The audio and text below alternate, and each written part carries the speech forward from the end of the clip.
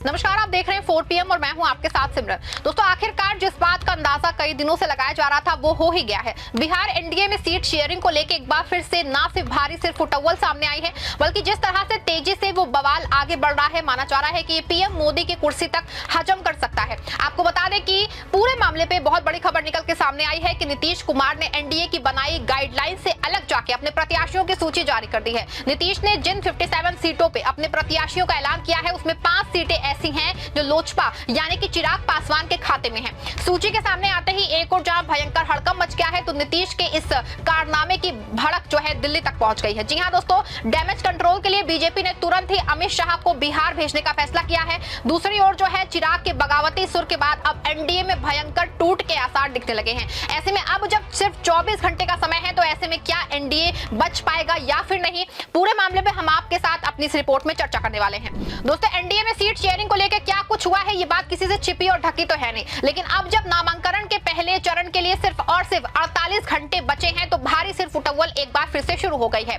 ऐसे में अभी तक जिस बिहार को पीएम साहब और उनके चाणक्य की हलवा समझ रहे थे, अब उनको समझ में आ गया है कि बिहार चुनाव क्या है। आपको बता दें कि सीट शेयरिंग पे इतना बुरा पेंच फंसा हुआ है कि बिहार चुनाव से पहले ही पीएम साहब की एक बहुत बड़ी बैसाखी यानी कि जदयू टूटने की कगार पे है। नीतीश कुमार ने खुली बगावत का ऐलान कर दिया है। पिछले 1 महीने से सीट शेयरिंग की बात तय हो पाने पे आखिरकार आज नीतीश कुमार ने अपने 54 प्रत्याशियों की सूची जारी कर दी है, और इस सूची में 5 ऐसी सीटें हैं जो सीट शेयरिंग में फाइनल सीटों में चिराग के नाम पे अलर्ट वो कर दी गई हैं। आपको बता दें कि पहले चाणक्य की इन 5 सीटों को लेकर के पहले से ही बीजेपी जदयू लोजपा में भयंकर टकरार थी, और जैसे ही सीट शेयरिंग के बाद प्रत्याशियों को सूची जारी की गई, तभी से नीतीश कुमार सीधे एक्शन में आ गए थे। पहले तो उन्होंने अपने जिन सिटिंग विधायकों का टिकट काटा था उनके साथ मीटिंग की, और फिर वो किया जिसकी कल्पना पीएम मोदी और अमित शाह को तो बिल्कुल थी ही नहीं।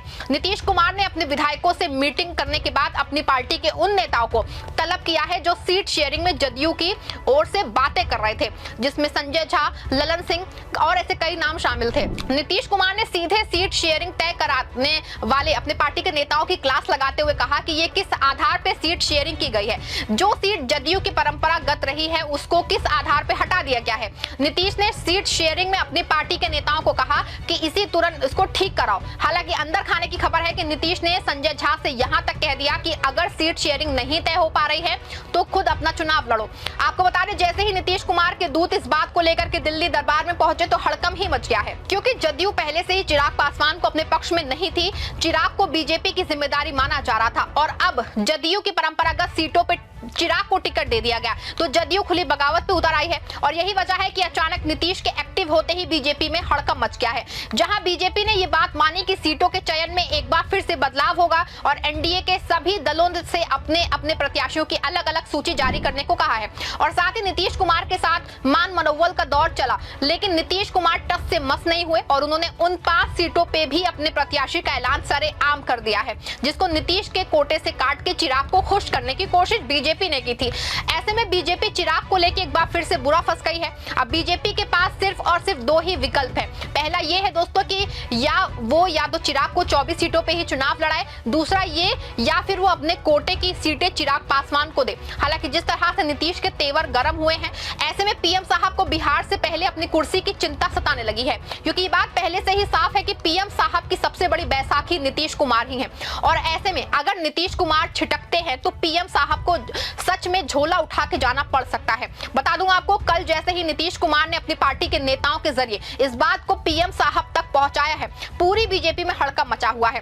कल ही पीएम साहब ने आनंद फानंद में अपनी दूसरी बैसाखी को दुरुस्त करने में वो जुट गई है, और कल ही चंद्रबाबू नायडू से मुलाकात करके उनके कार्यक्रम में जाने का न्योता कबूल कर लिया है। तो दोस्तों, दूसरी ओर जो है कल ये फैसला हो गया है कि अमित शाह को एक बार फिर से सीट शेयरिंग के लिए बिहार जाएंगे, और सिर्फ जदयू को ही नहीं बल्कि सीट शेयरिंग पे जितने भी बगावत के सुर बुलंद हो रहे हैं सबको मनाने कल से लगातार बिहार में होल्ड करेंगे। आपको बता दें कि पहले 2 दिन से उपेंद्र कुशवाहा अपने बगावत रुख वो अपना रखा था, यहां तक कि कल रात भर जो है सम्राट चौधरी और नित्यानंद स्वामी ने उनको मनाने की पूरी कोशिश की, लेकिन बात ना बनती देख के सुबह ही उनको अमित शाह के पास भेज दिया गया है। हालांकि सुबह जब वो दिल्ली पहुंचे थे तो उनके तेवर बहुत ही कड़े थे। दावा किया जा रहा है कि अमित शाह ने कुशवाहा को एक एमएलसी पद ऑफर किया है, जिसके बाद डील फाइनल हो गई है। तभी जब कुशवाहा निकले तो ऑल इज वेल का नारा लगा रहे हैं। लेकिन आपको बता दें कि अभी फिलहाल जो है बीजेपी की दिक्कत खत्म नहीं हुई है, क्योंकि जीतन राम मांझी और चिराग पासवान भी नाराज हैं और वहीं अमित शाह के लिए सबसे बड़ा चैलेंज नीतीश कुमार को मनाना होगा। लेकिन आपको बता दें, जिस तरह से संजय झा और ललन सिंह को अचानक साइडलाइन करके नीतीश ने मैदान लिया है, ऐसे में बीजेपी के लिए बड़ा खतरा है। और यही वजह है कि नीतीश जो है, अमित शाह ना सिर्फ बिहार आ रहे हैं बल्कि बिहार में रुककर वो 16 से 18 तक बिहार में रह के डैमेज को कवर करने की कोशिश करेंगे। साथ ही दिवाली के तुरंत बाद फिर से वापसी करेंगे। हालांकि नीतीश का एक रोल रहा है कि वो किसी भी कंट्रोवर्सी के बिना क्लियर कट काम करते हैं, और जब वो तेवर में आते हैं तो नीतीश को रोक पाना इतना आसान भी नहीं होता है। दोस्तों आपको बता दें, नीतीश कुमार ने बिहार में विधानसभा चुनाव के लिए जेडीयू ने बुधवार को अपने 57 कैंडिडेट्स की जो पहली लिस्ट जारी की है, उसमें 3 बाहुबलियों को टिकट दिया है। मोकामा से अनंत सिंह, एकमा से धुमल सिंह और कुचायकोट से अमरेंद्र पांडे को उतारा है। और सबसे खास बात यह है दोस्तों कि पूरे लिस्ट में एक भी मुस्लिम नाम नहीं है। 10 अनुसूचित जातियों के कैंडिडेट्स को उतारा है। लिस्ट में 6 मंत्री भी हैं, 4 महिलाओं को भी टिकट मिला है। इसके अलावा चिराग के दावे वाली 5 सीटों सोनबरसा, अलौली, राजगीर, एकमा और मोरबा पे भी जदयू ने कैंडिडेट्स उतारे हैं। पहली लिस्ट में 18 विधायकों को रिपीट किया गया है। 2 विधायकों सकरा से आदित्य कुमार और बरबीघा से सुदर्शन कुमार का टिकट काटा गया है। नीतीश कुमार ने सम्राट चौधरी के लिए अपनी सिटिंग सीट छोड़ दी है। पहली बार तारापुर जेडीयू के खाते में थी।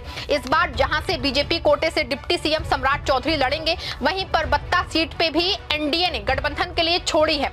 2020 में परबत्ता जदयू के खाते में थी। 2020 में सबसे कम 12 वोटों से चुनाव जीते कृष्ण मुरारी शरण उर्फ प्रेम मुखिया को फिर से हिलसा से टिकट दिया गया है। लेकिन आपको बता दूं कि चिराग की 5 सीटों पे पेंच फंसा हुआ है और ये बीजेपी के लिए नहीं बल्कि पूरे एनडीए में टूट का बहुत बड़ा जरिया बन सकता है। और यही वजह है दोस्तों कि अमित शाह कल बिहार पहुंच रहे हैं। ऐसे में सवाल ये है कि जो अमित शाह डैमेज कंट्रोल के लिए आ रहे हैं, तो क्या वो सच में डैमेज को रोक पाएंगे? क्योंकि अमित शाह बहुत पहले से सीट शेयरिंग को लेकर सक्रिय थे, लेकिन उनकी चाणक्यगिरी पूरी तरह फेल हो गई है। ऐसे में क्या दोबारा बिहार पहुंच के वो नीतीश कुमार, जीतन राम मांझी और उपेंद्र कुशवाहा को मना पाएंगे, एनडीए को टूट से बचा पाएंगे दोस्तों, या फिर बिहार में चुनाव से पहले ही एनडीए का काम तमाम हो जाएगा? पूरे मामले पे आपकी क्या राय है? कमेंट में जरूर बताइएगा। खबर को लाइक करिएगा, शेयर करिएगा, चैनल को सब्सक्राइब करिएगा।